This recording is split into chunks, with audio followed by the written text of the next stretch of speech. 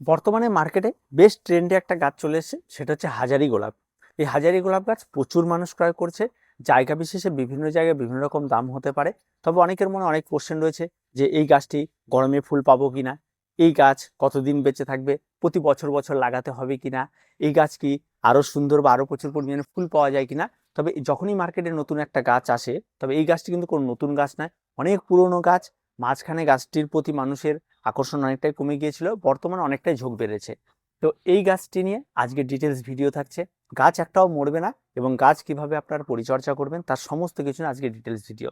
তো পুরো ভিডিওটি স্ক্রিপ্ট না করে দেখতে থাকুন। সবার প্রথমে বলে রাখি, এই হাজারি গোলাপ শুধুমাত্র 3 থেকে 4টে কালারের পাওয়া যায়, কিন্তু সবচেয়ে বেশি অ্যাভেলেবেল যেটা কালার সেটা যেটাকে রানী কালারেরটা। এই রানী কালারের যেটা আপনি পাবেন সেটা সবসময় যেন অ্যাভেলেবেল পাবেন। আর বাকি যেটা হয়, একটা রেড হয় এবং একটা হোয়াইট হয়, সেগুলি কী হয়, এই ফুলের সংখ্যাটা অনেকটা কম হয় এবং অতটা বেশি পরিমাণে ফুল পাওয়া যায় না। এবং এদের চোখ, এক কথা এগুলি গ্রাফটিং করতে গেলে এদের চোখের প্রয়োজন হয়, সেই চোখটা কিন্তু খুব কম পরিমাণে পাওয়া যায়। তার জন্য এদের কিন্তু সংখ্যায় অনেকটা কম হয়। আর এই গাছগুলিকে স্পেশালি আলাদা করে দাম নেওয়া হয়, এদের দামটা একটু বেশি ধরা হয়, এদের দামটা কম ধরা হয়। এই বিষয়টা রয়েছে। যাদের চারার সংখ্যা বেশি হয় তাদের দাম কম হয়, যেগুলি চারা কম হয় সেগুলির দাম বেশি হয়। এইভাবে এই গাছগুলি মার্কেট রয়েছে। তবে যেটা আপনারা দেখতে পাচ্ছেন রানী কালার, সেটাই মার্কেটে অ্যাভেলেবেল রয়েছে। তো এই গাছটি সবাই ক্রয় করছে, এই গাছটি নিয়ে আজকে আমাদের কথা। প্রথমত গাছ ক্রয় করার সময় আপনাকে কি দেখতে হবে? দেখতে হবে গাছের কখনোই আপনারা যেই গাছটাই ক্রয় করবেন, ফুল ধরা গাছের থেকে সবচেয়ে বেস্ট হয় হচ্ছে কড়ি ধরে আছে এই গাছটি। কারণ এই গাছটি যখন আপনি আপনার বাড়িতে রাখবেন, বেশ কিছুদিন পরে যখন এই গাছটি ফুল ফুটবে, তখন আপনার আত্মবিশ্বাসটা অনেকটা বাড়বে। আপনার মনে হবে না, আমি একটা ভালো গাছ ক্রয় করেছি, আমি গাছ লাগানোর পরে আমি ফুল পেয়েছি, এটা একটা আত্মবিশ্বাস আপনার অনেক বাড়বে। ফুল ধরা গাছ যদি আপনি ক্রয় করে নিয়ে যান, তাহলে সেই গাছটাও আপনাকে হয়তো অনেকটাই আনন্দ দেবে, কিন্তু যতটা আনন্দ আপনি লাগানোর পর ফুল পাবেন সেটা কিন্তু আসবে না। গেল। দ্বিতীয়ত, আপনি ফুল ধরা গাছ করুন বা কুড়িয়ালা গাছ করুন, সব গাছই কিন্তু একই রকম, কোনো তেমন কোনো কিছু নেই। তো অনেকের ক্ষেত্রে অনেক রকম যে বিষয়টা থাকে যে আপনি লাগালে একটু আত্মবিশ্বাস বাড়বে, এই ব্যাপারটা থাকে, তার বিয়ার কিছু নেই। চারা ক্রয় করার সময় আপনাকে দেখতে হবে প্যাকেটের চারা সেট চারা কিনা, সেই বিষয়টা দেখে নিতে হবে। গ্রাফটিং ঠিক আছে কিনা সেই বিষয়টা দেখে নিতে হবে। নিচের থেকে কোনো একটা বা তার অধিক ডাল রয়েছে কিনা সেই বিষয়টাকে ভালো করে দেখে নিতে হবে। যেই গাছটাতে ফুল হচ্ছে যে ডালটাতে, সেই ডালটা সুস্বাস্থ্যবান রয়েছে কিনা সেই বিষয়গুলি ঠিক রাখতে হবে। এই হচ্ছে গাছ ক্রয় করার হচ্ছে সিস্টেম। আপনি যেখান থেকে গাছ ক্রয় করুন আপনাকে এটা দেখে নিতে হবে।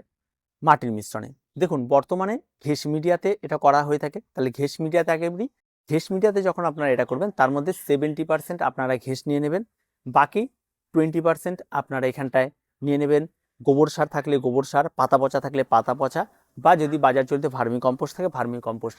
আর বাকি যে 10% থাকলো, এই 10% বিভিন্ন ছোট ছোট খাবার, যেমন রয়েছে হাড় গুঁড়ো, যেমন রয়েছে শিংকুচি, যেমন রয়েছে নিমখোল, ঠিক আছে, এই সমস্ত খাবারগুলি। আর তার সঙ্গে মুঠো দিয়ে বালি, যেটা লাল বালি হলে খুব ভালো হয়, যদি না থাকে তাহলে আপনি সাদা বালি অ্যাড করে দেবেন।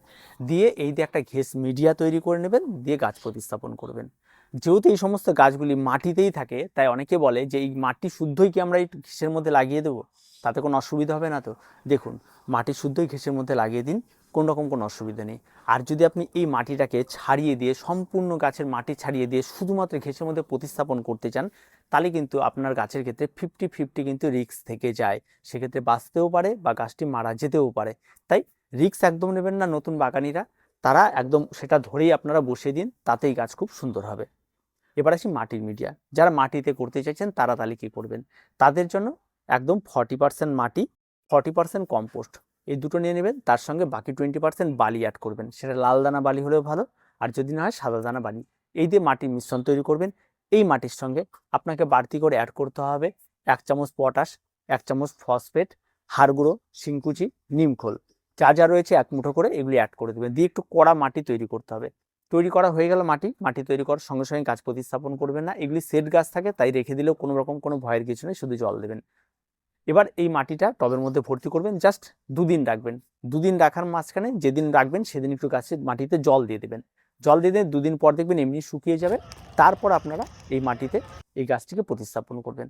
প্রতিস্থাপন করার আগে আপনাদের টবের কথা বলি। দেখুন, জবা গাছের গোলাপ গাছের জন্য সবসময় যেন একটু বড় সাইজের টবের প্রয়োজন হয়।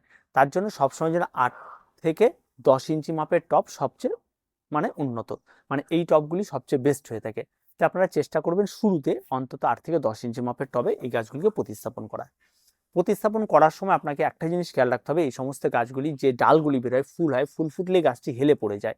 তার জন্য প্রথম অবস্থা অবশ্যই আপনাকে একটা সাপোর্ট রাখতে হবে, সেই সাপোর্ট দিয়ে ফুলটাকে সোজা করে রাখতে হবে।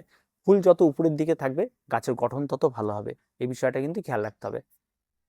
গাছ লাগিয়ে দেওয়া কমপ্লিট। এবার আসি গাছের সানলাইটের বিষয়ে, যে এই গাছগুলিকে আমরা কীরকম সানলাইটে রাখবো। সারা দিন সূর্যালোক লাগে এমন জায়গাতে আপনাকে গোলাপ গাছ রাখতে হবে। যদি কোথাও 1 ঘন্টা রোদ লাগে, 2 ঘন্টা রোদ লাগে, আমার বাড়িতে 1.5 ঘন্টা রোদ লাগে, তাতে গোলাপ গাছ হবে না। গোলাপ গাছ সব জায়গাতেই হবে। সংখ্যাটা কী হবে, ফুলের সংখ্যা কম বেশি হবে, গাছের গ্রোথ কম বেশি হবে, কারণ যত বেশি সূর্যালোক লাগবে গাছ তত বেশি গ্রোথ করবে, এই বিষয়টা খেয়াল রাখতে হবে। এবার আসি ওয়াটারিং। দেখুন, গোলাপ গাছ সবসময়ের জন্য ড্রাই মাটি হবে কেউ পছন্দ করে না, কিন্তু মাটিতে একটু ময়েশ্চার থাকবে, আবার একেবারে ড্রাই হয়ে গাছ শুকিয়ে যাবে সেটাও পছন্দ করে না। তার জন্য আপনাকে সবসময় জলটা আপনাকে মেপে দিতে হবে। যদি আপনি গাছের গোড়ায় জল প্রয়োগ করেন, সবসময় যেন একটু বেশি করে জল প্রয়োগ করবেন, যাতে জলটা অন্তত 1 থেকে 1.5 দিন স্টে করে যায়, এইভাবে জল প্রয়োগ করবেন। প্রতিদিন জল প্রয়োগ করার থেকে যদি একটু বেশি করে জল প্রয়োগ করেন, যে 1 থেকে 1.5 দিন স্টে করে যাবে জলটা, তাহলে খুব ভালো। আর না হলে প্রতিদিন সকালে দিলেও কোনো অসুবিধা নেই। গোলাপ গাছের জল কিন্তু কোনো রকম যেন ঘাটতি না হয়ে গোড়া গাছের যেন শুকিয়ে না যায়। শুকিয়ে গেলে কিন্তু সেই গাছ কিন্তু এই টাইমে, এই কড়া তীব্র দাবদাহে কিন্তু বাঁচানোটা খুব টাফ হয়ে যাবে, কারণ সেক্ষেত্রে পাতা অনেকটাই পুড়ে যাবে। তারপরে পাতা পুড়ে গেলে গাছ খাবার তৈরি করতে পারবে না, তারপর কন্টিনিউ রোদ চলবেই, সেক্ষেত্রে গাছকে মাথা তুলে দাঁড়ানোটা অনেকটা টাফ ব্যাপার হয়ে যায়। তাই এই বিষয়টাকে একটু খেয়াল রাখবেন, জলটাকে যেন ঠিকঠাক থাকে। তারপরে যে বিষয়টা আছে গাছের খাবার। দেখুন, ইয়ে গোলাপ গাছ রাসায়নিক খাবার ভীষণ রকমভাবে পছন্দ করে, কিন্তু আমরা রাসায়নিক খাবারের দিকে ভীষণ রকমভাবে অ্যাভয়েড করার চেষ্টা করি। এখানে একদম কিচ্ছু নেই। এনপিকে নেবেন 12-61-0, এই একটা খাবার, সরি 12-61-0 না, 10-26-26 একটি খাবার, ঠিক আছে। সেই খাবারটি 1 লিটার জল নেবেন, 2 গ্রাম গুলে দেবেন, গুলে দিয়ে সারা বছর আপনি ব্যবহার করুন। আর তার সঙ্গে সঙ্গে এনপিকে 15-15-15 লাগবেন, একদম অল্টারনেট। 15 দিন এটা একবার ব্যবহার করবেন, 15 দিন এটা একবার ব্যবহার করবেন, এভাবে কন্টিনিউ করে ব্যবহার করে চালিয়ে যান, দুর্দান্ত রেজাল্ট পাবেন। গাছ দেখার মতো গাছ হবে, হাজারি গোলাপে 1000 থেকেও বেশি হাজার পেয়ে যেতে পারেন ফুল। তাই এই বিষয়টা কিন্তু খেয়াল রাখতে হবে, আর এটা কিন্তু কন্টিনিউ করতে হবে। তার সঙ্গে সঙ্গে কিন্তু অবশ্যই যদি আরও ভালো রেজাল্ট চান, তাহলে আপনাকে একটা রাখতে হবে ভিটামিন, যেটা যে কোনো কোম্পানির হতে পারে, সেটা আপনি 15 দিন একদিন স্প্রে করবেন। আর তার সঙ্গে সঙ্গে একটা কীটনাশক রাখবেন, সেই কীটনাশকটা আপনি 15 দিন একদিন স্প্রে করবেন। গোলাপ গাছে বারবার করে পিঞ্চিং করার কোনো প্রয়োজন নেই, ফুল হচ্ছে, ফুল নিতে থাকুন, কোনো অসুবিধা নেই। এটা কন্টিনিউ যদি আপনি এই প্রসেসে করতে পারেন, একদম কম্পিটিশন লেভেলে যেমন যায় গোলাপ গাছ, তেমন গাছ হবে। গেল। এবার আসি ড্রাই খাবার। যারা সাধারণত জৈব খাবারে করতে চান, তাদের জন্য বেস্ট অপশন হচ্ছে গোবর সার, যদি না থাকে ভার্মি কম্পোস্ট, যদি না থাকে পাতা পচা, এই 3টার মধ্যে যেটা সবসময়ের জন্য। এই 3টার মধ্যে 1 মুঠো গোবর সার নেবেন, তার সঙ্গে আপনারা 2 চামচ হাড় গুঁড়ো, 2 চামচ শিংকুচি, 2 চামচ নিমখোল, এটা অ্যাড করবেন। করার সঙ্গে সঙ্গে এর সঙ্গে আপনারা 1 চামচ ফসফেট, 1 চামচ পটাশ, এই দুটোকে অ্যাড করে, পটাশটা লাল পটাশ হতে পারে বা সাদা পটাশ হতে পারে, লাল পটাশ সবচেয়ে বেস্ট। এই দুটো অ্যাড করে দিয়ে একটা মিক্স খাবার তৈরি করবেন। এই খাবারের 10 ইঞ্চি মাপের টবের জন্য আপনারা 5 চামচ করে ব্যবহার করবেন, প্রত্যেকটা টবের সাইড দিয়ে ব্যবহার করবেন। এই খাবারটি মাসে 1 দিন করে প্রয়োগ করতে হবে, এটা কিন্তু খেয়াল রাখতে হবে। এটা কিন্তু কন্টিনিউ করতে হবে মাসে একবার করে। এতে কিন্তু পরিশ্রম কম, খাবার একবার বানিয়েও রেখে দিতে পারেন, তাতে আপনি অনেকটা ভালো রেজাল্ট পাবেন। এটাও কিন্তু ওই রাসায়নিক খাবারের থেকে কম কিছু হবে না, দুর্দান্ত পারফরমেন্স করে ফুলের সংখ্যা অনেকটা বেশি বাড়বে। তো এইভাবে আপনি তৈরি করে নিতে পারেন, কোনো অসুবিধা হবে না, গাছ কিন্তু দেখার মতো পারফরমেন্স করবে, দুর্দান্ত রেজাল্ট পাবেন আপনি।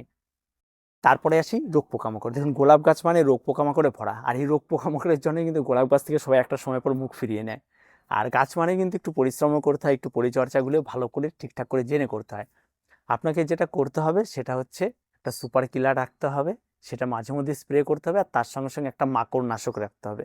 বাজার চলতে যে কোনো মাকড়নাশক আপনি পেয়ে যাবেন, সেটা রাখতে হবে। সেটা এই দুটোই আপনাকে 15 দিন এটা একবার, 15 দিন এটা একবার স্প্রে করতে হবে কন্টিনিউ। এটা কন্টিনিউ করে যেতে হবে, তাহলে দেখবেন গাছে সহজে রোগ পোকামাকড় হবে না। গাছে রোগ পোকামাকড় না হলে গাছের পারফরমেন্স কিন্তু দুর্দান্ত হবে, এটা কিন্তু কন্টিনিউ করতে হবে। এবার আসি মেনটেন্স। এবার যদি আপনার মনে হয় যে আমি একটু গাছের পুরোনো পাতাগুলিকে ঝরিয়ে দেবো, যদি গাছে পোকা হয় সেগুলি একটু ছাড়িয়ে দেবো, ঠিক আছে, গাছটা একটু হেলে গেল সেটাকে একটু সোজা করে দেবো, এই ছোটোখাটো মেনটেন্যান্সগুলো কিন্তু আপনাকে করতে হবে। আপনি একজন বাগানি কিন্তু কোনো রকম মেনটেন্যান্স করবেন না, তার কিন্তু গাছ ভালো হবে না। গাছ কিন্তু আপনার ভালোবাসাকে ভীষণ রকমভাবে বোঝে, আপনি যেমন ভালোবাসা দেবেন তাকে, সে তেমনই কিন্তু আপনাকে রেজাল্টটা দেবে। তা আপনি একদম একদম আপনার সন্তানের মতোকে লালন পালন করুন, দেখবেন দুর্দান্ত রেজাল্ট পাবেন। আর তেমন কোনো কিছু হয় না এই সমস্ত গাছে। আর তারপরেও যদি কোন রকম কোনো সমস্যা থাকে আমাদের কমেন্ট বক্স খোলা রয়েছে, অবশ্যই আপনারা কমেন্ট করুন। আর যদি কোনো সমস্যা থাকে এই গাছ নিয়ে তাহলে অবশ্যই কমেন্ট করতে পারেন। তো দেখা হচ্ছে পরবর্তী ভিডিওতে। প্রত্যেকে ভালো থাকবেন, প্রত্যেকে সুস্থ থাকবেন, চ্যানেলটিকে সাবস্ক্রাইব করে রাখবেন।